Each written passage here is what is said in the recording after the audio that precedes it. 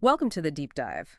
We are diving deep today into a topic that, well, it feels absolutely vital right now, personal finance and investing, especially in a world that just seems to be changing faster and faster. It really does. And we've got a fantastic stack of sources to help us navigate it, particularly drawing from The Epic Guide to Richer You by Harry Vadalkar, which you, our listener, shared with us. So a big thank you for that. It's really insightful stuff. It really is. So our mission today in this deep dive is to unpack all this information. We want to pull out the core insights, the actionable steps, and, make these sometimes complex ideas clear and understandable for you. Right. We're going to dig into what the source sees as the absolute foundational knowledge and strategies, the stuff you need before you even think about getting fancy. Yeah, and the source doesn't really pull any punches from the get-go. It talks about these big global shifts, things like currency debasement, where our money's value is kind of quietly eroding. And persistent inflation, which, well, it just steals your buying power day by day. Plus, these huge technological changes, AI, robotics. The guide suggests these forces could really widen the gap The gap between. between those who own productive assets, things that generate income or grow on their own, and those who just rely on a wage from their job. That's a stark picture, and it leads to the source's core message, doesn't it? That owning these productive assets, it's not just a nice to have anymore. No. The author calls it survival gear. It's that fundamental. In this changing landscape, just having a job and maybe putting a bit aside, it might not be enough for long-term security. You need your money working for you. Survival gear. Wow. Okay, that definitely sets the tone. So this deep dive is all about understanding why the source thinks asset ownership is so critical now. And then, using their framework, walking through the basics, the key concepts you need to start, well, suiting up with that gear. Exactly. And we'll go into detail on every topic the source covers. We'll aim to explain it simply, clearly, so you feel equipped by the end. Let's do it. Where do we start? Laying the foundation, I guess. Absolutely. You have to start there. The Yeah. source is very clear. You can't build a solid financial future on shaky ground. Investing without getting the basics right first. It's a recipe for disaster. And they have that analogy, the sandcastle one. Yeah, it's pretty vivid. Trying to invest without a solid base is like, building this amazing sandcastle. Maybe you've got grand plans right on the tide line during a hurricane. It doesn't matter how good the plan is. Nope. The first wave, the first big gust of wind, it's gone. Your financial foundation needs to be strong enough to handle life's storms before you start adding the fancy investment turrets. Okay, so foundation first. Where does that begin? Budgeting.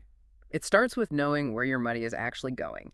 So yes, budgeting. The source keeps it pretty simple, with a model dividing your take-home pay into three main buckets. Needs, wants, and future, with those percentages. Right. These are the absolute non-negotiables. The guide suggests aiming for about 50% of your after-tax income here.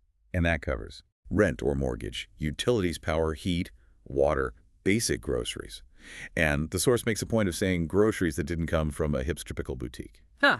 So just the essential food. Exactly. Okay. Shelter, warmth, basic sustenance. That's the needs bucket, around 50%. Okay. Then wants. That's the fun stuff. That's the discretionary spending, yeah. Things that make life better but aren't strictly survival. Aiming for about 30% here.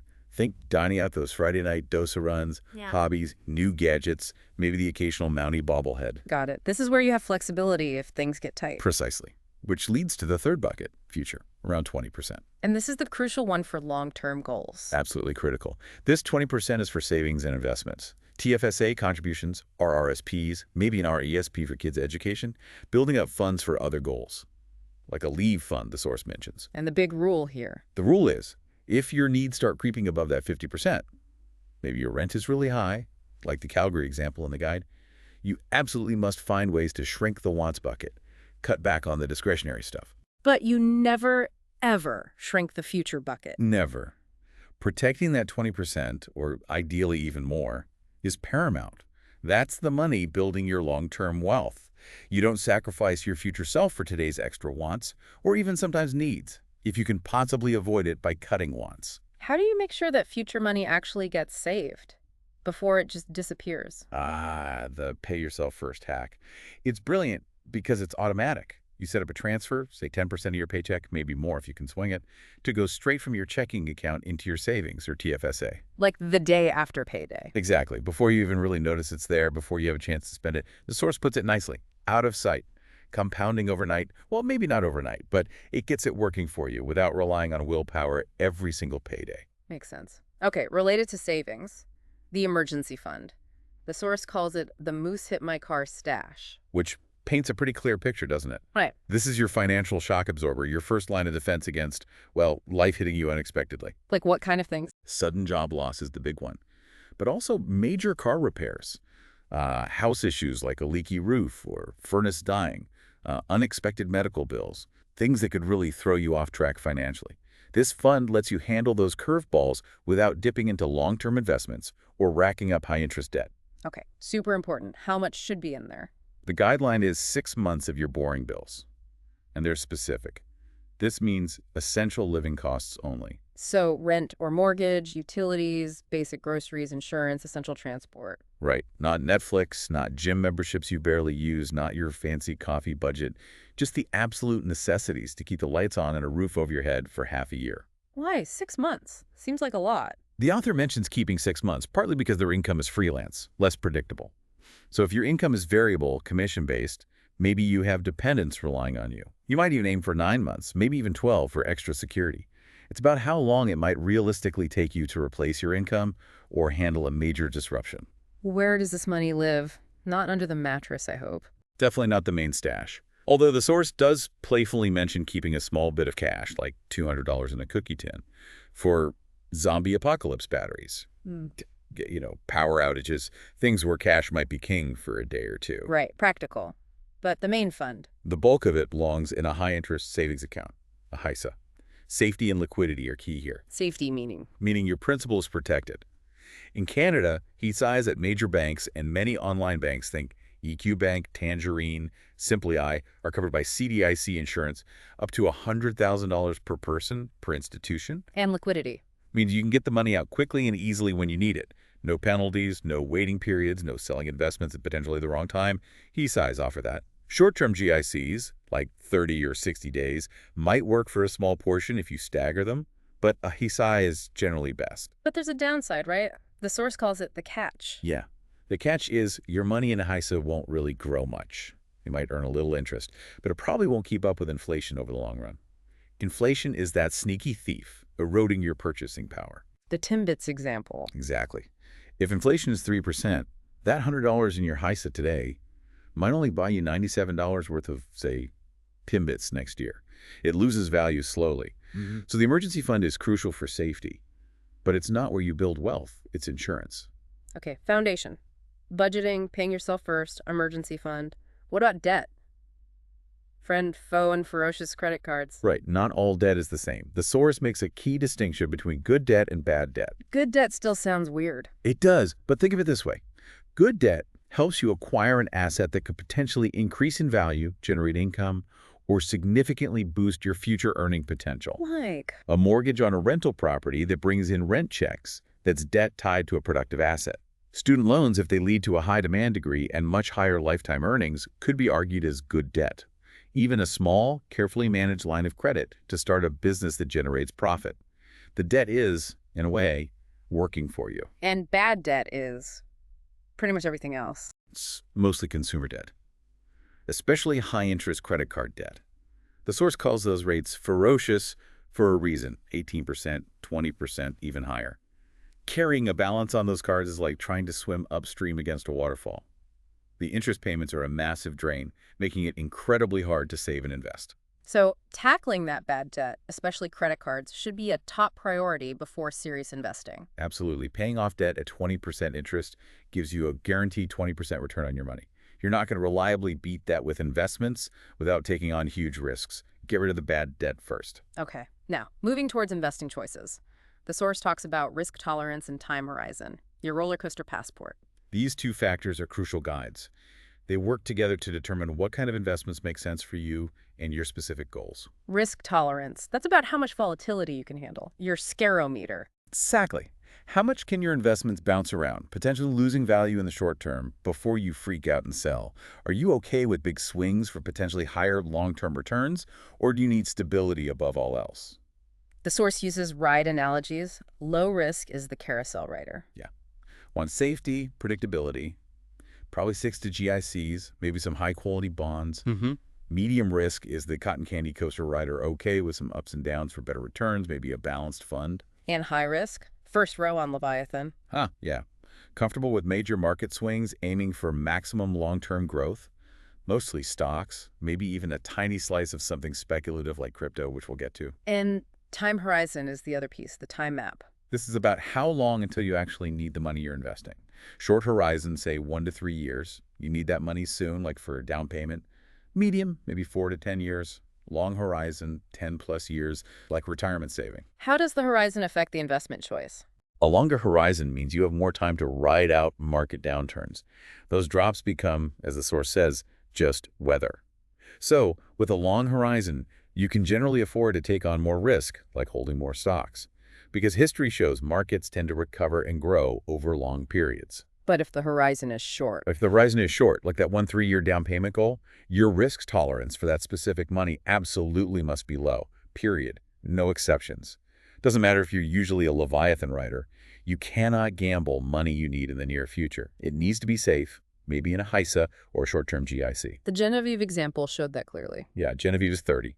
Saving for a kayak next year, 1-year horizon. That money goes in a safe place.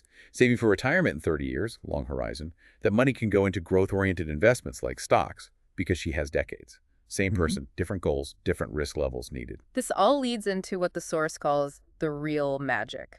Compound interest. Your money's miracle grow. It's often called the eighth wonder of the world, and for good reason. It's simply earning returns on your returns. Your money makes money, and then that money starts making money too. The snowball effect. Exactly. Imagine the $1,000 earned 7%, becomes $1,070. Next year, you earn 7% on the whole $1,070. That's $74.90 in growth, not just $70.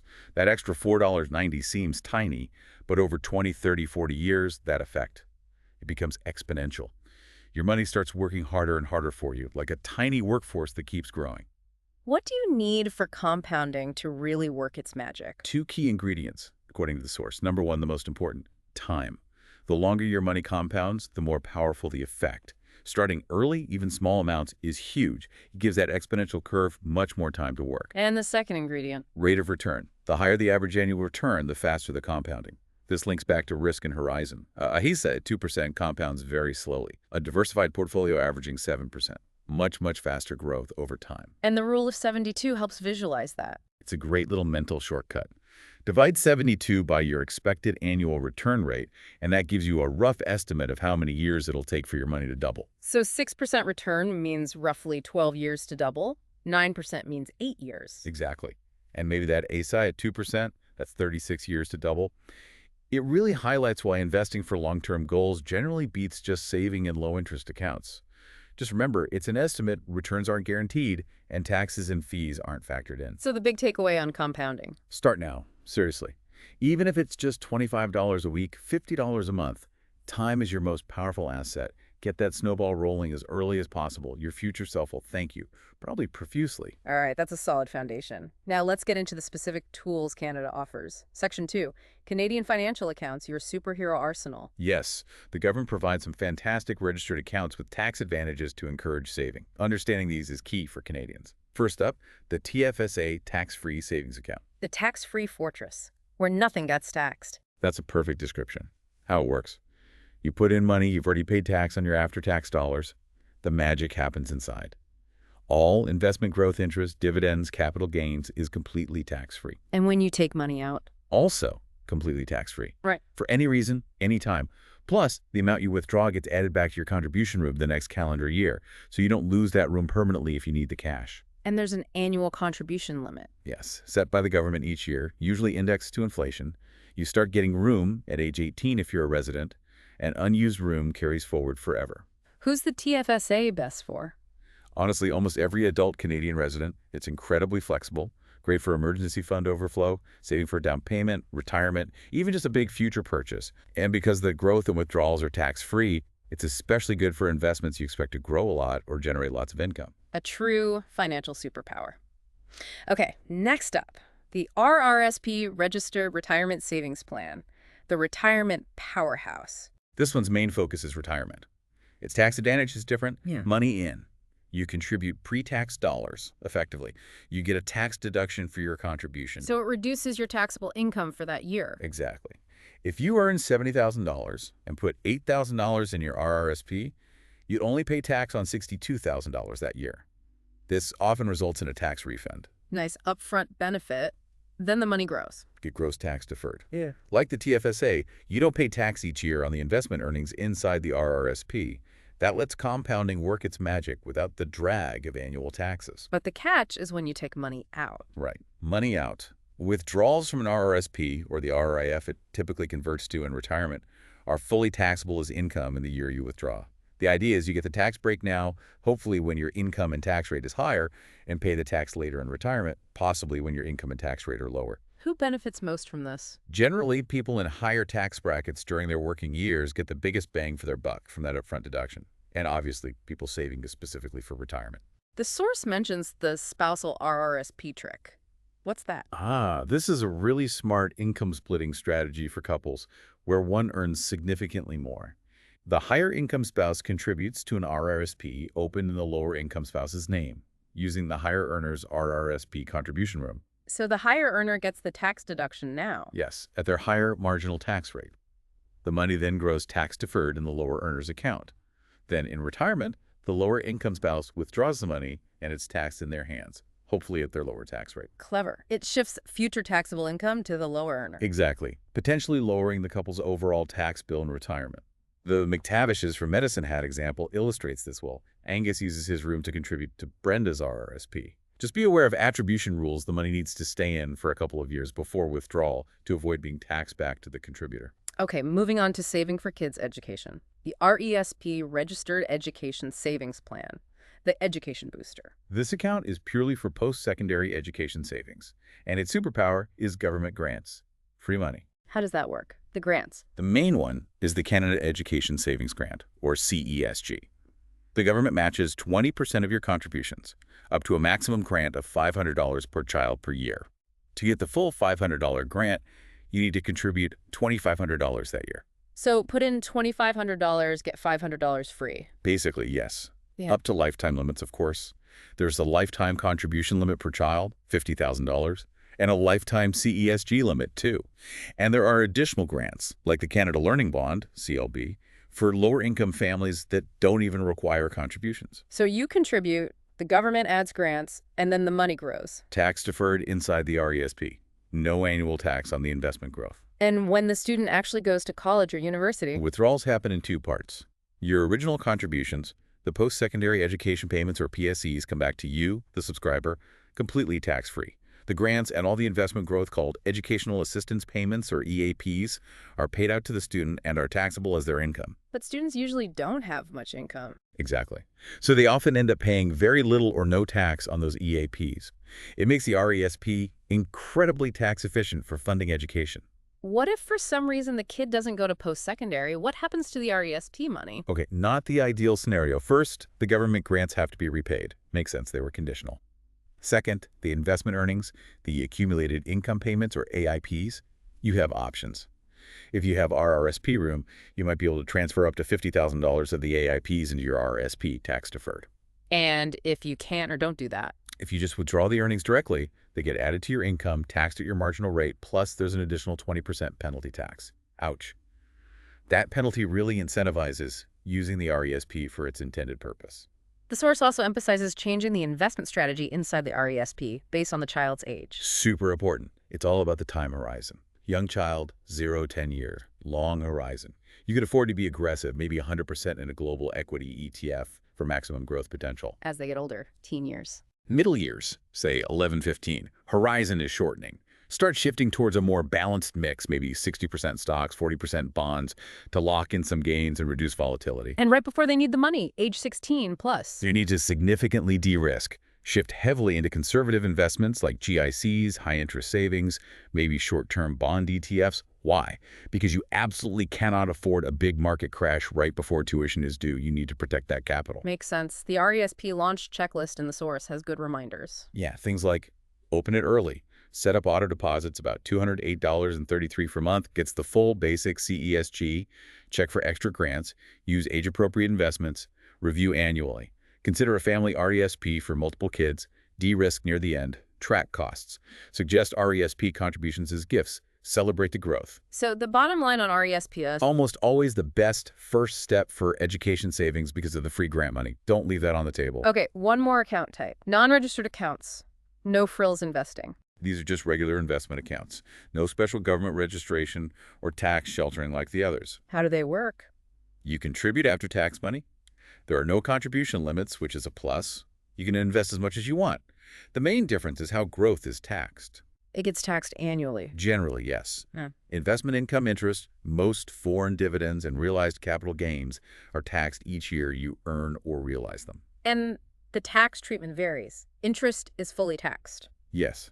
Interest income is added to your other income and taxed at your full marginal rate. Eligible dividends from Canadian corporations get a better deal thanks to the dividend tax credit, so they're taxed at a lower rate than interest. And capital gains. Profit from selling investments. That's where the recent change comes in. Right. For capital gains realized on or after June 25, 2024, there's a new tiered inclusion rate for individuals. The first $250,000 net capital gains in a year still has the old 50% inclusion rate, meaning half the gain is added to your taxable income. But gains above that $250,000 threshold. Gains above $250 in the same year are now subject to a higher inclusion rate, 66.67%, or two-thirds. So two-thirds of the gain over the $250 K mark gets added to your taxable income. We'll circle back with an example in the tax section. When would you use a non-registered account then? Typically only after you've completely maxed out all your available registered accounts, TFSA, RRSP, RESP, FHSA if applicable. While they're less tax efficient, investing in a non-registered account is still usually better for long-term goals than just letting money sit in cash, losing purchasing power to inflation. You still get potential growth, just with some tax drag. The source also notes something about U.S. dividends in RRSPs. Yeah, a specific point, holding U.S. dividend-paying stocks within an RRSP often avoids a 15% U.S. withholding tax that typically applies in TFSAs or non-registered accounts, thanks to tax treaties. So RRSPs can be a good place for those specific holdings. Okay, so putting it all together, the typical priority for contributions looks something like 1. Fill that emergency fund, HISA. 2. Get any employer RRSP match. That's free money. 3. Max out your TFSA, flexible, tax-free.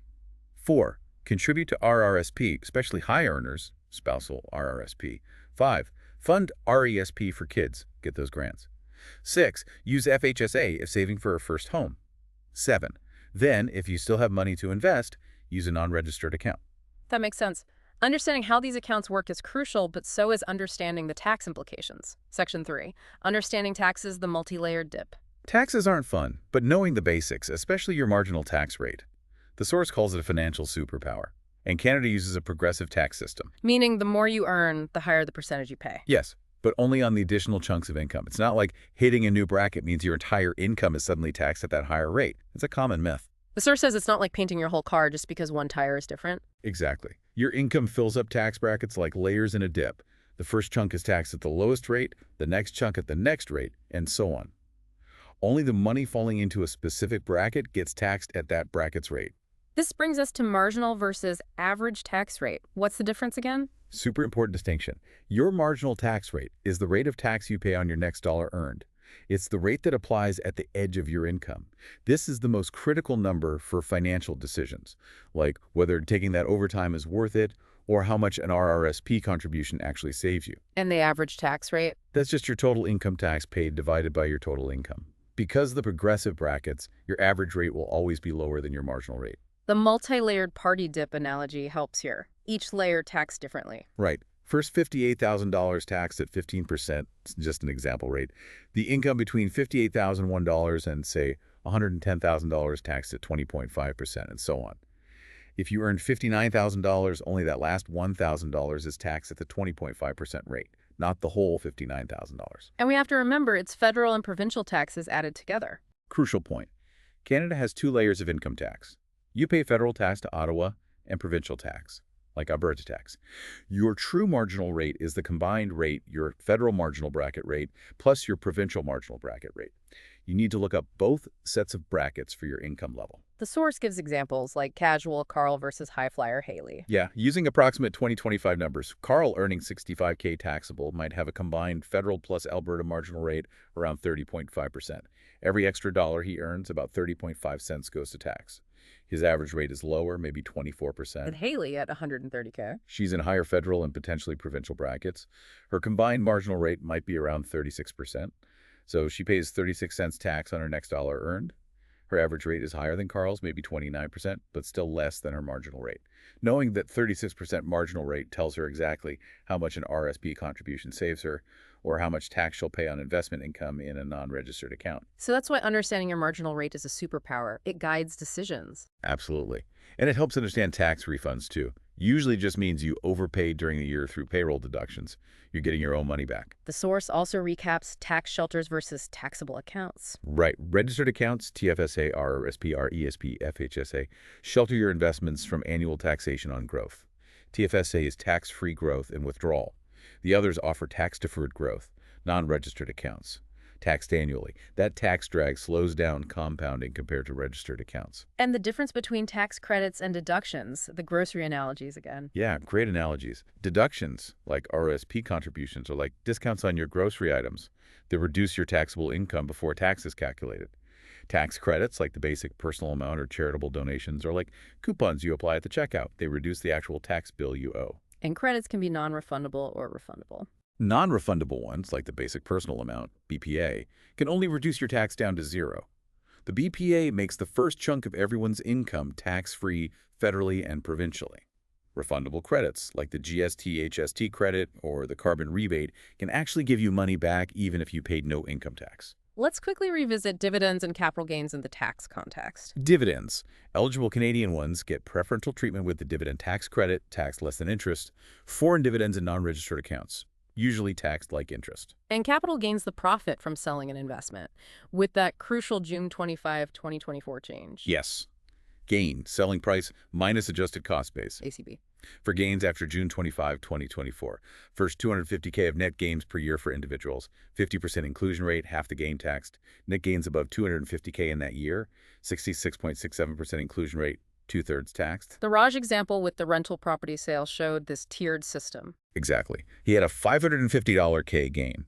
First $250K tax at 50% inclusion, $125K added income. The remaining $300 taxed at 66.67% inclusion, $200 added to income. Total taxable capital gain added to his income, $325K. This makes planning around large capital gains, especially for things like business or property sales, even more critical now. The takeaway on taxes: know your marginal rate, understand the difference between account types and income types, track your stuff, but grasping the core concepts is the real power. It really empowers you to make smarter decisions. Okay, foundation, accounts, taxes. Checked. Now for the fun part. What can we actually buy inside those accounts? Section 4, the investment candy store, types of assets and strategies. Right. Think of these as the different kinds of candy ingredients you could choose from. Let's start with stocks, owning a piece of the company. So when you buy shares, you literally own a tiny fraction of that business. That's it. And you hope to make money in two main ways. The company becomes more valuable, so the share price goes up, capital appreciation, or the company shares its profits with you through dividends. But the downside is volatility, right? The price swings. Absolutely. That's the main risk. Stock prices can bounce around a lot based on company news, economic factors, market mood. The source's Calgary Chinook analogy captures it well. Warm and sunny one day, blizzard the next. That unpredictability is part of stock investing. Okay. Next aisle. Bonds. Loaning your money like a pro. Fancy IOUs. When you buy a bond, you're essentially lending money to a government or a corporation. They promise to pay you back the original amount, the principal, on a specific date in the future, the maturity date. And in the meantime, They pay you regular fixed interest payments called coupon payments. So you make money from those steady interest payments, and you get your principal back at maturity, assuming the issuer doesn't default, which is rare for governments or high-quality corporations. Bonds are generally seen as safer, more stable than stocks. what's the main risk with bonds then? Interest rate risk. The source calls it the teeter-totter effect. If interest rates in the economy go up after you buy your bond, new bonds will be issued with higher interest payments. That makes your older, lower-paying bond less attractive on the open market, so its price will likely fall if you try to sell it before maturity. And if rates go down? The opposite happens. Your older bond paying a higher rate becomes more attractive, and its market price might go up. This risk mainly affects the bond's price if you sell before maturity. If you hold it to maturity, you get the promised principal back. Okay, what about pooling money together? Mutual funds. The potluck party analogy. A mutual fund gathers money from lots of investors, and a professional fund manager invests that pool of money into a diversified portfolio of stocks, bonds, or other assets according to the fund's goal. Like a potluck. Everyone brings money, the manager sets up the buffet, you get a taste of everything. Exactly. Offers diversification and professional management. But the source highlights the catch: the fees. The management expense ratio, or MR. That's the annual fee the fund charges. Yes. It covers the manager's salary, operating costs, etc., and it's deducted automatically from the fund's returns. MERS on actively managed mutual funds in Canada can be quite high, sometimes over 2%. The source warns you to always check the MER, like checking the price on skates, because high fees significantly eat into your long-term growth. This leads us to ETFs, exchange-traded funds, often lower fees. Generally, yes. ETFs are similar to mutual funds. They hold a basket of investments, but they trade on stock exchanges throughout the day like individual stocks. A major advantage is that their MERs are often much lower, especially for index ETFs. Why are they cheaper? Passive management. That's a big reason. Many EPS are passively managed. They don't try to actively pick winners to beat the market. They simply aim to track the performance of a specific market index, like the S&P TSX Composite for Canadian stocks or the S&P 500 for U.S. stocks. Right. This requires less research and trading, hence lower costs. The source mentions different types, like Canadian, U.S., international. Right. And they specifically highlight the all-in-one global equity ETFs, things like XUT, VQT, ZEG, EDT. What's special about those? They offer incredible simplicity and diversification in a single package. One ETF holds thousands of stocks from Canada, the U.S., and around the world. They are 100% equity, so they fit in the growth part of a portfolio. For many people, particularly those starting out or wanting a simple approach, one of these could literally be their entire growth investment. Super easy. Now, some strategies. Dollar cost averaging or DCA. The slow and steady drip. This is a great strategy for taking emotion out of investing and reducing risk. You invest a fixed dollar amount at regular intervals, say $100 every 2 weeks, into a specific investment, regardless of the price. How does that help? You buy regardless of price. Yes. When the price is high, your $100 buys fewer shares or units. But when the price drops, your same $100 buys more shares or units. Over time, this usually leads to a lower average cost per share than if you try to guess the market's highs and lows, which is notoriously difficult. The Ivan example showed that buying more when the price was down lowered his average cost. Exactly. It forces discipline, removes the stress of trying to time the market, and turns volatility into an advantage by letting you buy more when things are on sale. It's the tortoise approach. Slow and steady wins. Another automatic strategy. Dividend reinvestment plans, or DREPs. DREPs are fantastic for supercharging compounding.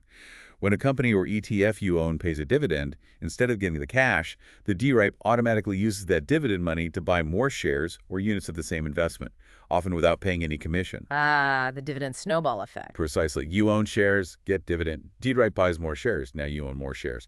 Next dividend payment is slightly bigger, buys even more shares. It's compounding in action, automatically building your holdings over time. Free shares compounding. Okay, the source then includes a big flashing warning sign about leveraged ETFs, the TQQQ shenanigan. Yes, huge caution here. Leveraged ETFs use borrowing, or leverage, to try and magnify the daily returns of an underlying index.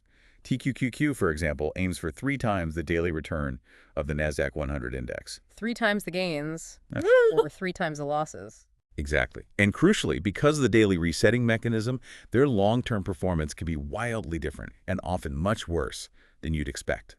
They are incredibly volatile and complex. The source uses analogies like a double-edged hockey stick or using a chainsaw blindfolded.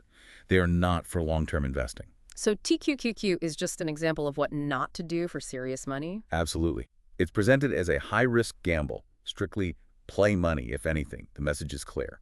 Stick to sensible, diversified, long-term strategies for the vast majority, like 99.999% of your money.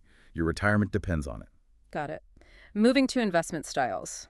Growth versus value investing. These are two different philosophies or lenses investors might use, especially if they're picking individual stocks, which is already riskier than diversified funds. Growth investing is. Focusing on companies expected to grow their earnings and revenue much faster than the overall market, often in exciting sectors like tech, biotech, maybe renewable energy. Think the next big thing. Growth. Gary is looking for stocks that will hopefully go to the moon. They're less focused on current dividends, more on future potential. And value investing. The treasure hunter. Value investors look for companies whose stock price seems cheap compared to the company's actual underlying worth or assets. They're bargain hunting. These might be solid, established companies that are temporarily out of favor in boring industries or overlooked by the market. Value Veronica digs into balance sheets, looking for good companies on sale. What about real estate exposure without buying property? REITs. Right, real estate investment trusts. These are companies that own and operate income-producing real estate thinking shopping malls, apartment buildings, office towers, warehouses. You buy shares or units on the stock exchange. And they tend to pay out income. Yes. Tax rules often require them to distribute a large portion of their taxable income to unit holders, often resulting in attractive yields. Canadian examples mentioned are KRUN and Ryokan. It's like being a landlord getting rent checks, but without the tenant hassles. Last one in the candy store. Commodities. These are basic raw materials: oil, natural gas, gold, silver, wheat, coffee beans. Investing here usually means betting on the price movement of the raw material itself. Like the gold bug gilder example. Yeah. Someone worried about inflation might buy a gold ETF, which holds physical gold bars, as a potential store value. Gold doesn't pay dividends, but its price might rise during times of uncertainty or inflation. Commodity prices can be very volatile, though. Okay, we've seen the ingredients. Now, how do we put them together into a sensible meal? Section 5. Portfolio construction. The buckets approach. This is about building your overall investment strategy. The first principle is diversification. Don't put all your Timbits in one bag. Meaning spread your money around. Exactly. Don't put everything into one stock or even one industry or one country. Diversify across different companies, different sectors, tech, banks, healthcare, consumer goods, different asset types, stocks and bonds, and different geographic regions. Canada is only about 3% of the world market, remember? Why is diversification so important? It reduces risk. Simple as that. If one part of your portfolio tanks, like that hypothetical Saskatchewan Seal Flotation Devices, Inc., the other parts can help cushion the blow. It smooths out the ride without necessarily lowering your expected long-term return. Next concept, asset allocation, the sandwich analogy. Right. This is the big picture decision. How much of your total investment pie goes into broad categories like stocks versus bonds versus cash? It's the meat to lettuce ratio in your investment sandwich. And this depends on your risk tolerance and time horizon. Absolutely. Generally, younger investors with a long time horizon and higher risk tolerance might have a higher allocation to stocks, more roast beef, for growth. Older investors nearing retirement, or those with lower risk tolerance, will typically have a higher allocation to bonds and cash, more bread, for stability and income. The source uses the 4 buckets model to help visualize this. It's a great mental framework to organize your entire financial picture, not just investments. And critically, the source stresses the percentages in each bucket are unique to you, and they will change as your life circumstances change. There's no single right answer. Let's break down the buckets. Bucket 1, the oh crap, I need cash now. Yes. Safety and emergency bucket. This is your foundation, your shock absorber. It holds your emergency fund at 3 to 6+ months of essential living expenses. The money has to be safe and instantly accessible. So high interest savings accounts. Maybe short-term GICs. Primarily high Cs at CDIC-insured institutions. Maybe some very short-term GICs if you stagger maturities. But the key is safety and immediate access. This is separate from your long-term investments. Bucket 2, mailbox money income bucket. This bucket is for investments designed to generate regular cash flow and provide more stability than pure growth investments. Think bonds or bond ETFs. Maybe preferred shares or preferred share ETFs, REITs or REIT ETFs like ZRE. The financial grandparent analogy, steady income. Yeah, reliable, maybe a bit cautious, providing that steady stream of income like Werther's Originals or rent checks from your reliable rental property empire. The focus isn't maximum growth, it's income and stability. Bucket 3, growth rocket bucket. This is the engine for long-term wealth building through capital appreciation, the value of your investments going up. It's usually the most volatile bucket. And this is mostly stocks or stock-based funds? Primarily, yes. Yeah. equity ETFs covering Canada, the US, international markets. And as we mentioned, those all-in-one global equity ETFs like XEQT or VEQT can often serve as this entire bucket for many people, offering instant global stock diversification. Individual growth stocks also live here, but with a big caveat that picking stocks is much riskier. And the size of this bucket changes over time. Definitely. It's typically the largest chunk of your investment portfolio when you're young and have decades until retirement. As you get closer to needing the money, you generally shrink this bucket and increase buckets 1 and 2 to reduce risk. Last bucket. Bucket 4. Moonshot salsa bucket. This is the tiny, spicy, purely speculative part. High risk, maybe high reward, but usually just high risk. Think individual penny stocks, cryptocurrency, maybe angel investing. It's fun money, or maybe better put, money you can afford to set on fire. And the size is critical here. Teeny weeny, microscopic. The source says 0% to maybe 5% maximum of your total investments, and only if you have a high-risk tolerance, only if your other buckets are fully funded, and only if you completely understand this money could vanish overnight. So if you're starting out risk-averse, just skip this bucket. Absolutely. An empty bucket 4 is often the smartest choice. No shame in that at all. And it should definitely shrink or disappear as you approach retirement. So your total portfolio is the blend of these buckets, mainly the asset allocation between buckets 2 and 3. That's the core of your investment strategy. A young investor might be 80–90% in bucket 3 growth and 10–20% in bucket 2 income stability, with bucket 1 safety funded separately. An older investor might be closer to 50–50 or even more weighted to bucket 2. And the source mentions rebalancing again here. Yes, periodically adjusting your portfolio back to your target percentages. If stocks, bucket 3, have a great year and bonds, bucket 2, are flat, your allocation might shift from 60–40 to 70–30. Rebalancing means selling some stocks and buying some bonds to get back to 60–40. It forces you to sell high, buy low. Systematically, yes, it imposes discipline. And again, those all-in-one asset allocation ETFs like VGRO, XGO, VBL, XPL, which mix stocks and bonds, do this rebalancing for you automatically. Big convenience. The portfolio section wraps with a 5-step to-do list again. Label your buckets, autofund bucket 1, DCA into bucket 3, check bucket 2 income DRPs, rebalance annually, and keep bucket 4 tiny. Actionable steps to implement the model. Okay, beyond stocks and bonds. Real estate. A huge topic for Canadians. Section 6, real estate castle, income, and taming the debt dragon. Yeah, for many Canadians, their home is their biggest asset.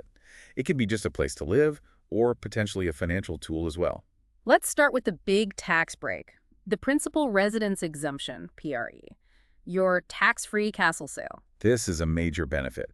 When you sell your main home, your principal residence, any profit you make, the capital gain, is usually completely tax-free for the years it qualified as your home. That can be huge savings. Are there catches? One potential catch is land size. The exemption usually covers the house plus up to half a hectare, about 1.24 acres. If you have a much larger property, part of the gain on the excess land might be taxable. And there's that crucial reporting rule. Absolutely critical. Even if the entire gain is tax-free because of the PRE, you must report the sale on your tax return using the right forms. Schedule 3, Form T21IND.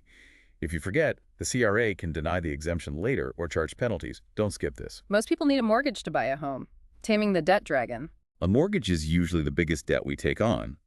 But as we discussed, it can be good debt, if managed well, tied to a depreciating asset. The force breaks down key mortgage types. Fixed versus variable rates. Fixed rate. Your interest rate is locked in for the term, commonly 5 years in Canada. Payments are predictable, which offers peace of mind and protection if rates shoot up. But you miss out if rates fall. Variable rate.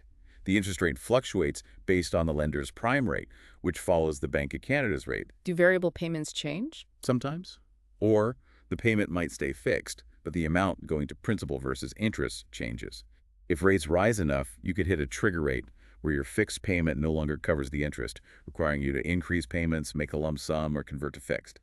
Variable often starts lower, but comes with uncertainty. Open versus closed mortgage. Open mortgage lets you make extra payments or pay off the whole mortgage anytime without penalty. But the interest rate is usually higher. Good if you expect a windfall or plan to sell soon. Closed mortgage has limits on extra payments, often 10–20% per year, penalty-free, but comes with a lower interest rate. Most people get closed mortgages. And CMHC mortgage loan insurance, when is that needed? It's required by law in Canada if your down payment is less than 20% of the purchase price. It's insurance that protects the lender, not you, if you default. How much does it cost? The premium is a percentage of the loan amount, and the percentage gets higher the smaller your down payment is. The source uses the Nguyen family example. 5% down, $18 5K on a $370K home, means they need CMHC insurance on their $351 5K loan. The premium might be around $11,000, which usually gets added to the mortgage principal, so they end up borrowing and paying interest on about $362,000. Ouch. And insured mortgages have a max 25-year amortization. Right. Whereas with 20% down, an uninsured or conventional mortgage, you could potentially get a 30-year amortization, lowering monthly payments initially, though you pay more interest overall. The source gives tips for getting that first mortgage. Save as big a down payment as you can, aiming for 20%, avoids that CMHC premium entirely and means a smaller loan. Polish your credit score, pay bills on time, keep credit card balances low, good credit gets better rates. Get pre-approved before you seriously look at houses, know your budget, lock in a rate hold, and don't forget the FHSA if you qualify. Once you have the mortgage, many want to ditch it faster. Priya's 8-year escape. Paying off your mortgage early saves a ton of interest. The source details Priya and Ollie's prepayment playbook, the 8 tricks they use. Like accelerated bi-weekly payments. Yeah, pay half your monthly payment every 2 weeks. That adds up to 26 half payments, or 13 full monthly payments a year, sneaking in 1 extra payment annually. Other tricks include rounding up each payment slightly, making annual lump sum payments, using bonuses or tax refunds within your penalty-free limit, using anniversary double-down privileges if offered, dedicating part of any pay raise to higher payments, re-amortizing to a shorter term if rates drop, but keeping payments the same. Ask your lender. Using side hustle income, and maybe even asking the lender to remove CMHC fees from the payment once your equity hits 20% and putting that cash towards principal instead, if they allow it. Stealing those tricks could save years and, like Priya, maybe $75,000 or more in interest. Definitely worth looking into. Now, beyond just living there, house hacking, using your home to make money. This is using part of your principal residence to generate income. Exactly. To offset your own housing costs, pay the mortgage faster, or free up cash for investing. Common ways, especially somewhere like Calgary, include renting out a legal basement suite. Be careful with illegal or character-filled suites, big risks. Renting a spare room to a roommate, or maybe short-term rentals like Airbnb. But you must check municipal bylaws and condo rules first. Sounds good, but how does tax work for house hackers? Seems complicated. It adds complexity, for sure. First, you absolutely must report all the rental income you receive. No hiding it. The upside is you can deduct a proportional share of eligible home expenses against that income. Proportional based on? Usually square footage. If the rented space is 30% of the total house area, you can generally deduct 30% of eligible expenses.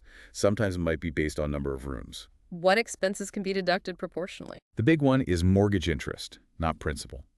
Also property taxes, home insurance, you'll need landlord coverage added, utilities if you pay them, and regular repairs or maintenance specific to the rental space or shared areas. Big improvements like a new roof are capital expenses, added to the cost base, not deducted annually. And the source has that huge EE warning about capital cost allowance, CCA. Critical warning. Do not claim CCA, which is like depreciation for tax purposes, on the rental portion of your principal residence. Why not? Doesn't it reduce taxable income? It might slightly on paper each year, but claiming CCA signals to the CRA that you're treating that part of your home purely as a rental business asset. This will almost certainly mean you lose the principal residence exemption on that portion when you eventually sell. The potential capital gains tax you'd face later could dwarf any small annual savings from claiming CCA. It's just not worth the risk for your main home. The Singh family example shows you can still deduct expenses and potentially have a profit or loss without claiming CCA. Exactly. They show deducting proportional interest, taxes, insurance, etc. If income exceeds expenses, you pay tax on the profit. If expenses exceed income, you have a rental loss you can usually deduct against other income. CCA might create a bigger paper loss, but losing the PRE is too big a price. Being a landlord isn't passive, though. Challenges and practicalities. Definitely not passive. Challenges include potential tenant troubles, know the rules like Alberta's RTA, dealing with wear and tear, navigating bylaws and condo rules. Practicalities include having a separate financial buffer for rental expenses, realizing it's a part-time job requiring time and skills, or budget for a manager, and remembering location matters. The landlord to-do list, know the rule book, screen tenants thoroughly, tenant Jedi screening, use proper paperwork, Aim to be a rental revenue rock star, not a slumlord. A good accountant helps too. Okay, let's shift focus to the long game. Retirement planning, Section 7, your path to freedom day. This feels far off for many, but the source really stresses planning early. Compounding needs time. And the key tools are our dynamic duo again, RRSPs and TFSAs. They're central to retirement saving in Canada. RRSPs give that upfront deduction, tax-deferred growth, and provide taxable income later via RIF withdrawals. The spousal RRSP is highlighted again for income splitting. TFSAs offer tax-free growth and tax-free withdrawals, providing awesome flexibility in retirement. Beyond those, there are government pensions, the foundational layer. Right. Canada Pension Plan, CPP, and Old Age Security, OAS. They provide a base, but usually not enough for a comfortable retirement alone. CPP is based on contributions. Yes, it's contributory. You and your employer paid in based on earnings throughout your career up to a maximum. Self-employed pay both portions. The amount you get depends on how much and how long you contributed. You can start taking it reduced as early as 60, standard at 65, or increased as late as 70. It is taxable income. Deciding when to start CPP is a big decision. And OAS? OAS is based on residency in Canada after age 18. You need at least 10 years for a partial pension, 40 years for a full one. It's not based on work history. There's a standard amount, adjusted for inflation, plus a 10% bump for those 75 plus late. It's also taxable income. And OAS has that potential clawback, the dreaded one. Yes, the OAS recovery tax. This is key. If your individual net income in retirement goes above a certain threshold set by the government each year, the source uses around $93K for 2025 income affecting 2026 payments as an example, you have to repay 15 cents of your OAS benefit for every dollar your income is over that threshold. So if your income is high enough, you could lose the whole OAS payment. Exactly. If your income hits a higher threshold, maybe around 150K, 160K using the 2025 example, the entire OAS is clawed back. This is important planning consideration if you expect significant RIF withdrawals or other income in retirement. The source also briefly mentions the GIS Guaranteed Income Supplement for very low-income seniors. The analogy, Gov pensions are basic flour water, RRSP TFSA are the yeast grains for a good loaf. Nice summary. The source then looks at different ways to get to retirement. Early-ish retirement in a nutshell, fire versus slow and steady. Defining retirement as paid work becoming optional. Right. No single right way. Depends on your personality, income, values. The author shares their own journey. Aggressive saving, 45% plus. Investing raises, hitting semi-retirement mid-40s. Fire financial independence, retire early. What's the core ideal? Save hyper-aggressively, often 40–70% or more of your income, to build an investment portfolio large enough, your FI number, that its returns can cover your living expenses indefinitely, allowing you to retire potentially decades early. Different flavors of fire. Lean fire. Cover just basic expenses. Fat fire, more comfortable or lavish spending. Barista fire, investments cover basics. Easy part-time job covers extra benefits. Pros and cons of fire. Pro, freedom, control over your time, escaping the grind early. Cons, requires intense sacrifice, potential social isolation, lentil budget, and higher vulnerability to market risk, especially sequence of returns. Risk, a bad market crash right when you retire can be devastating. And the slow and steady approach. More traditional, saving a reasonable amount, maybe 15–25% of income, consistently over a longer career, allows for a more balanced lifestyle during the accumulation years. Pros, less extreme sacrifice, enjoy life more along the way. Cons, might feel stuck in a job you dislike for longer. The goal is finding your Goldilocks zone. Exactly. The balance that works for you, lets you sleep at night, aligns with your values. The source give a 3-step, choose your adventure checklist. Set your speed limit, FI number versus 70–80% income target, tame expenses, cut ruthlessly versus trim fluff, automate your engine, invest 50% plus versus focus on match TFC RASP 8. Conclusion, no right path, choose yours. Precisely. Another major savings goal. Education, Section 8, funding future brainpower, recapping the RESP. Yeah, we covered the RESP mechanics earlier. It's the go-to tool because of those government grants, CESG, CLB, free money. Contributions grow tax deferred. Withdrawals are tax efficient. Your contributions, PSEs, are tax-free. The grants growth, EAPs, are taxed to the student, usually at a low rate. And if it's not used for education? Grants repaid. Investment earnings, AIPs, can potentially roll to an RRSP, tax deferred, or get withdrawn by the subscriber, taxed at their rate plus that 20% penalty. That penalty makes using it for education the clear winner. And the investment strategy changes with the child's age. Crucial. Long horizon, 0–10 years, Growth focus, equity ETFs, medium horizon 11-15, Mhm. shift to balanced, short horizon 16 plus. Get conservative GICs bonds to protect capital needed very soon. Other options like TFSAs lack the grants. Right. TFSA is okay as plan B, but no free money. Taxable accounts are worse. Taxed annually, no grants. Yeah. Bank of Mom and Dad is informal and requires having cash available. The RESP launch checklist provides those actionable steps. Open early, auto deposit for grants. Bottom line, RESP first for the grants. Don't miss out. Okay. Shifting to a less cheerful but vital topic, estate planning. Section 9. What happens after you croak? Nobody likes thinking about this, but planning is crucial to avoid leaving a mess, the hot mess estate plan. If you die in Alberta without a valid will, intestate, the government's rules, Wills and Succession Act, dictate who gets what. And that might be totally different from what you wanted. Often is. Rules for spouses, kids, previous relationships, common law partners. It's a fixed formula that might not fit your family or wishes at all. A properly drafted will in Alberta can prevent this. So a will gives you control. Yes. You decide who gets your assets, the house, the investments, the prized hockey jersey. You name a guardian for minor children. You name an executor to handle things. What about DIY will kits versus seeing a lawyer? DIY kits are cheap up front, but the source strongly advises seeing a qualified estate planning lawyer, especially if you own property, have investments, a spouse partner, kids, a blended family, or a business, which is most people. Why a lawyer? They ensure it's legally valid in your province.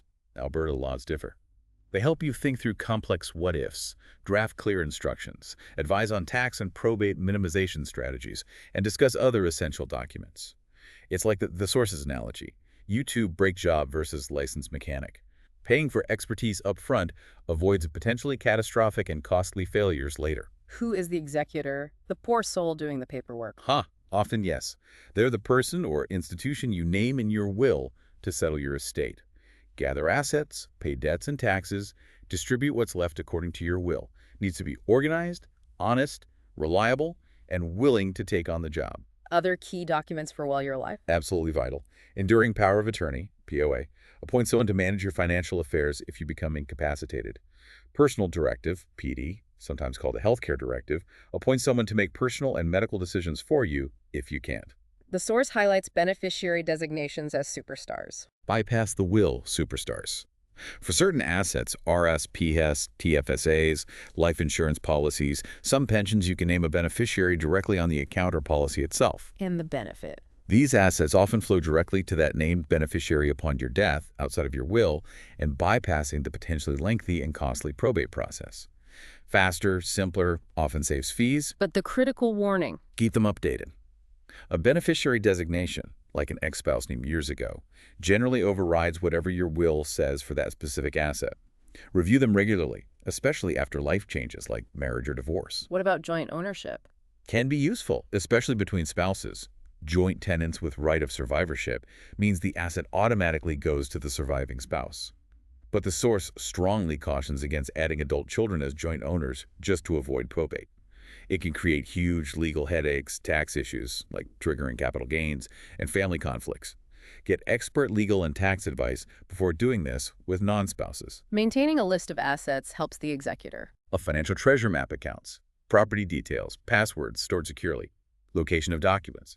Makes their job much easier. And update your will and documents when? Major life events, marriage, divorce, birth, adoption of kids, death of key people, executor, beneficiaries, significant financial changes, moving provinces, laws differ.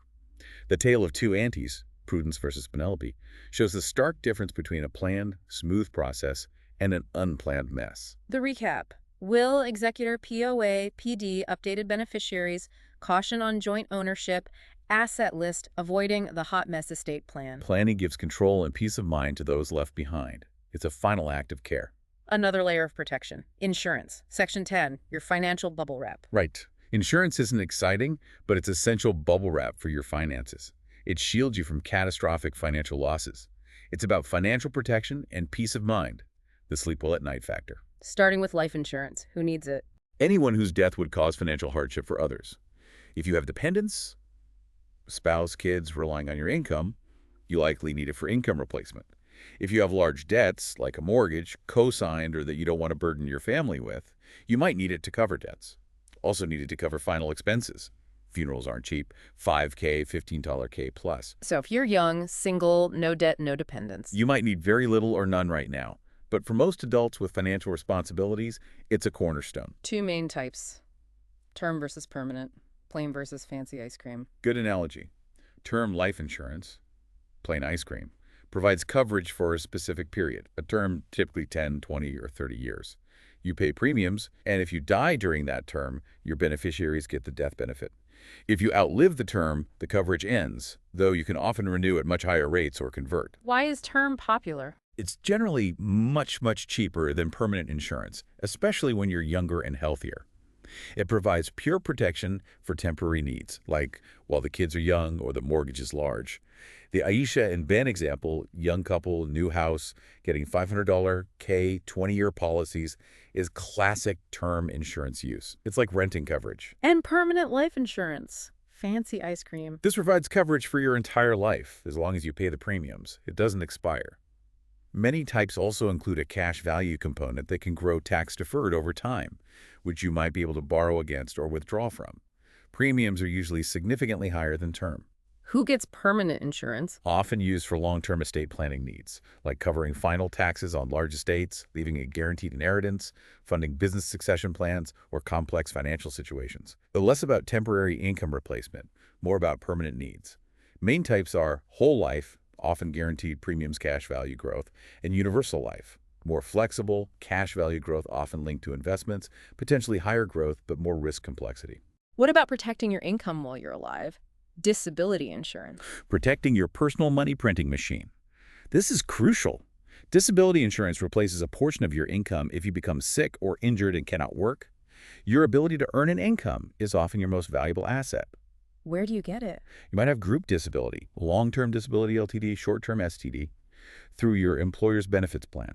Definitely check the details. What percentage of income is replaced? How long do benefits last? What's the definition of disability? Who pays the premium? Effects if benefit is taxable. Often group coverage isn't enough, especially for higher earners, so you might need an individual disability policy as well, which you own personally. Key terms to look for. Elimination period, the waiting time before benefits start, like 90 days. Benefit period, how long payments last, maybe to age 65. Percentage of income replaced, often 60, 85%.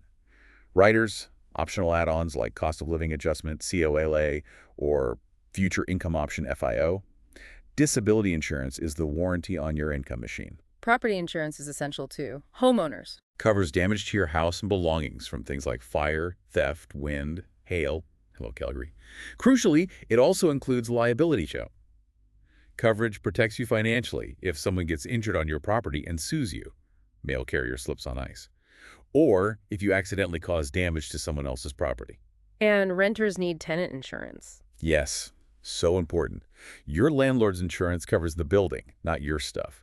Tenant insurance covers your personal belongings, furniture, electronics, clothes, if they're damaged or stolen.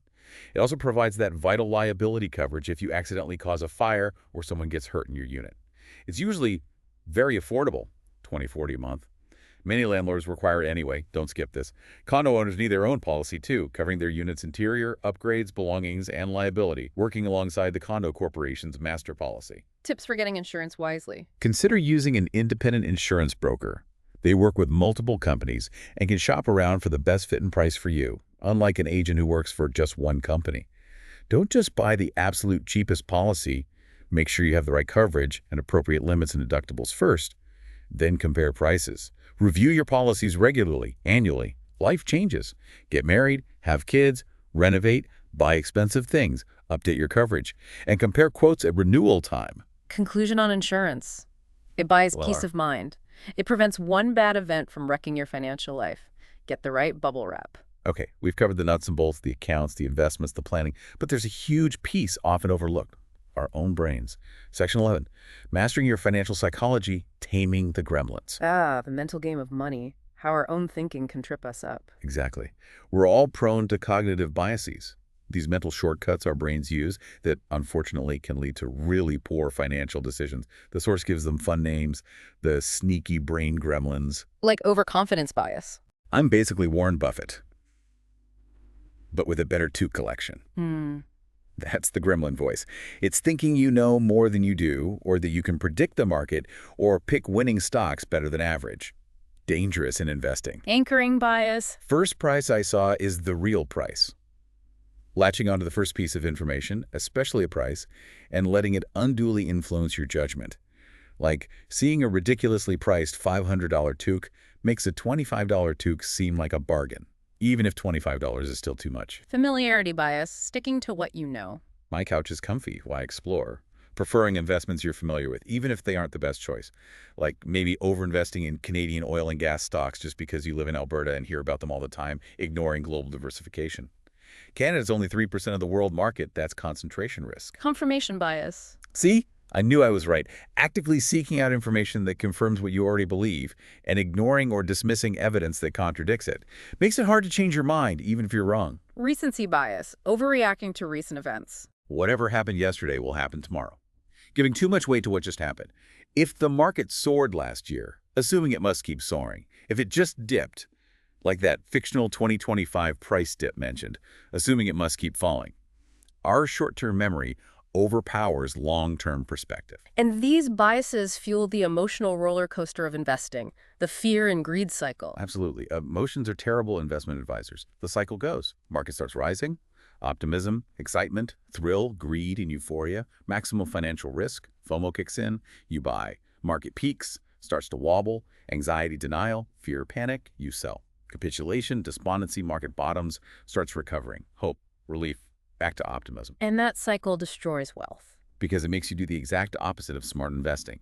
You buy high, fueled by greed, and sell low, driven by fear. You abandon your long-term plan based on short-term noise. So how do we fight the gremlins and the roller coaster? Discipline, your financial superpower. Discipline is the antidote. It's simply sticking to your well-thought-out plan, even when, maybe especially when, it feels uncomfortable. It's what separates successful long-term investors from those who get whipsawed by the market. How do you cultivate that discipline? Have a plan. A written investment policy statement, IPS, tailored to you, your goals. Horizon, risk tolerance. Stick to it. Automate everything. Contributions, DCA, dividend reinvestment, DRIPs. Automation beats emotion and procrastination. Use dollar-cost averaging takes timing out of the equation. Rebalance systematically forces sell high, buy low. Don't just react to the news. Review your plan periodically. Yes, maybe annually. But don't make knee-jerk decisions based on today's headlines or that scary tweet. Play devil's advocate. Force yourself to consider the opposite view to fight confirmation bias. Record your decisions, why you bought, sold, how you felt. Helps combat overconfidence and learn from mistakes. Take the sleep test. If market volatility keeps you up at night, you likely have too much risk for you. Adjust your plan. Adopt a cooling-off rule. Wait 72 hours before acting on an impulse to buy or sell. Let emotions subside. And celebrate boring.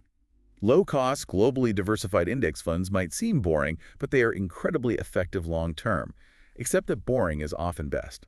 The gremlin taming to-do list wraps these up. It's about self-awareness, process, and consistency. Investing success is less about genius predictions, more about behavior management. Stay calm, automate, focus long-term. Building on that internal focus, Section 12. Building financial resilience and mindset, the inner game. This goes beyond just the numbers.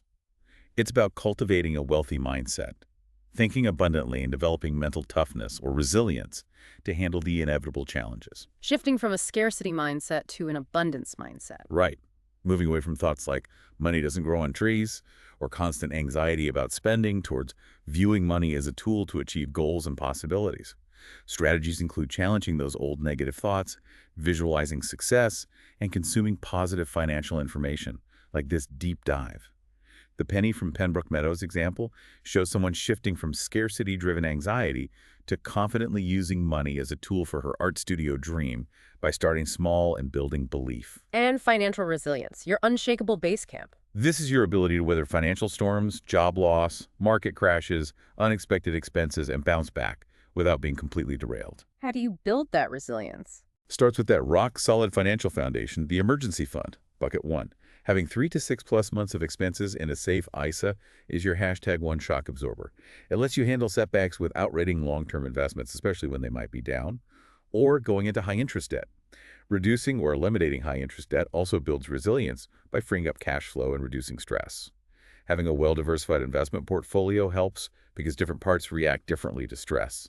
And maintaining a long-term perspective, zooming out from daily market noise, remembering downturns are historically temporary, prevents panic reactions. The source shares learning from stories here. Dave and Susan, the slow and steady millers. They represent the power of consistency, saving 15–25% steadily for decades using registered accounts, employer-matched, diversified funds like VGRO, lived comfortably but not extravagantly, faced market crashes, .com 2008-25 dip, but didn't panic, stuck to their plan, kept dollar cost averaging. Result, financial independence in their late 50s, able to redefine work on their terms, low stress. Key lessons: consistency, discipline, compounding, lifestyle balance. And Omar, the Fireflix Fire example. Shows the power of aggressive saving, 50% plus, minimalism, house hacking. Reached his lean fire number by 36 using low-cost global equity ETFs like XEQT, but faced challenges, roommate issues, market volatility jitters, and questioning what he'd do after quitting. Success came through adaptation. He realized full retirement was boring for him, so pivoted to enjoyable part-time contract work, Flex Fire Coast Fire Plus, covering expenses while his portfolio continues growing. Great balance. Key lessons: aggressive saving works but might need adjustment. Fire goals can evolve. Find what engages you. So resilience and mindset are about the foundation, diversification, discipline, and learning from others' paths. Absolutely. Find what works for you and stay the course. Finally, Section 13 looks at tools and resources to help. Financial technology and resources, your support crew. Technology can be a huge help. Robo-advisors, for example. Online platforms that use algorithms to build and manage diversified, low-cost ETF portfolios based on your answers to a questionnaire about goals and risk tolerance. Like Wealthsimple Invest or Quest Wealth portfolios. Exactly. They put investing largely on autopilot, handling contributions, rebalancing, DRPs. Great for beginners, people short on time, or those who want to take emotion out of the process. Like a sophisticated vending machine for investments, as the source says. Millennial Maya found relief using one. Budgeting and tracking apps? Apps like Mint, though its future is uncertain, Y&A, Pocket Guard help you track spending, income, set budgets, monitor net worth, manage bills. They provide insights and organization. The huge caveat: security and privacy. You're linking sensitive financial data. Use strong, unique passwords, enable two-factor authentication, 2FA, and choose reputable apps very carefully. The source also dives into the newer, sometimes confusing world of blockchain and digital assets from a May 2025 perspective. Yeah, lots of hype here. Blockchain itself is just a secure, transparent, distributed digital ledger technology. Cryptocurrencies run on blockchains. Bitcoin, BTC, is the original, often seen as digital gold. Ethereum, ETH, is different, focused on smart contracts, powering things like dApps, NFTs, DeFi. Altcoins are everything else, thousands of them, many highly speculative or outright scams, rug pulls, extreme caution needed. Risks are high with crypto. Extremely high. Massive volatility, regulatory uncertainty, governments were still figuring things out. Security risks, exchange hacks, phishing, losing your private keys, not your crypto, and rampant scams. NFTs, non-fungible tokens, unique digital assets on a blockchain are mentioned too. Tokenized real-world assets, representing ownership of physical assets digitally, is an emerging concept, still very early. What about central bank digital currencies, CBDCs? Totally different from crypto. This would be an official digital version of a national currency, like a digital Canadian dollar issued by the Bank of Canada. It's being researched. Potential pros, faster payments, and cons, privacy concerns. So the investment approach to crypto and speculative digital assets. Bucket 4 only. Repeatedly emphasized. Money, you are absolutely 1,000% prepared to lose completely. It's like a very volatile, expensive lottery ticket. Do tons of research before considering it. Don't just follow hype. Frontier tech and megatrends are also discussed as high-risk bucket 4 areas. Investing directly in things like specific AI and robotics companies, biotechnology startups, defense tech, or space commercialization is highly speculative. Many companies in these fields fail. Maybe consider specialized ETFs if you must, but expect volatility and often high fees, not for your core savings. While AI might drive productivity, picking the winners is hard. Leisure and experiences mentioned as a potential long-term theme. The idea is if aerobots free up human time, people might spend more on experiences, travel, tourism, live events. Interesting idea, but these sectors are highly cyclical, get hit hard in recessions, and competitive. Maybe tech enables new leisure too. VR travel, AI entertainment. Still, mostly speculative. Key takeaways: megatrends, digital assets equal high risk. Bucket 4, leisure cyclical. And finally, where to find more info? Your support crew. Reputable Canadian finance blogs and websites look for fee-only planners, evidence-based investing focus, Canadian finance podcasts, books on behavioral finance, Aureli, Kahneman, Teller mentioned, habits, mindset, and official sources. CRA website Service Canada for CPPOAS info, provincial securities commissions like the Alberta Securities Commission, sdsc.ca, for investor education and warnings about scams. Wow. Okay. We have covered an immense amount of ground today. Seriously, a deep dive. We really have, from laying that financial foundation, budgeting, emergency funds, debt management, through understanding all the Canadian accounts like TFSAs and RRSPs, demystifying taxes, exploring the candy store of investments like stocks and bonds and ETFs. To building your portfolio using that buckets model, tackling the complexities of real estate and mortgages, planning for retirement and education, the crucial steps in estate planning, understanding insurance. Then diving into our own psychology, building resilience, and finally looking at the tech and resources available. It's been comprehensive. It really has. And I think the core message coming through from the source material is one of empowerment. You, listening right now, you've learned so much. You genuinely do have the ability to take control of your financial future. Absolutely. It's not about being perfect or having a crystal ball to predict the markets. It's about understanding these fundamentals, making a solid plan tailored to your life, finding the discipline to stick with that plan, and staying the course, especially when things feel turbulent. The source has that great final analogy. You've officially graduated from Canadian financial Padawan to nearly a financial Jedi Knight. The force of compound interest, sensible planning, and a well-stocked emergency fund is strong with you. Just maybe leave the lightsaber at home when you go talk to your bank about GICs. Good advice. A pen works better. So as you digest all of this, here's that final thought to mull over. Based on everything we've explored in this deep dive today, what is one small, concrete, actionable step you can take, maybe today, maybe this week, to put this knowledge into practice and move just a little bit closer to your definition of a richer life? It doesn't have to be huge. Yeah. Maybe it's just setting up that $50 auto transfer to your HISA, or spending 30 minutes researching those all-in-one ETFs we talked about. Maybe downloading the Alberta RTA guide if you're thinking about renting out the basement, or even just sketching out your 4 financial buckets on a piece of paper. Find that one step and take it. Start building that future. That brings us to the end of this deep dive. We truly hope you found it valuable, insightful, and maybe even a little empowering. Until next time.